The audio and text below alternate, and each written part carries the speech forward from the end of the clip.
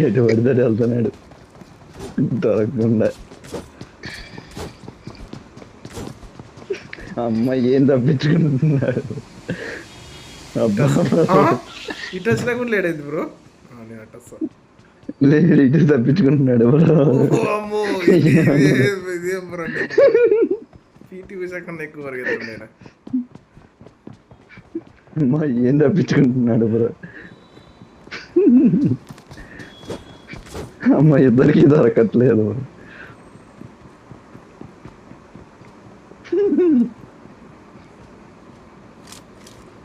ఏంది బ్రో ఇది? ఎంతసేపు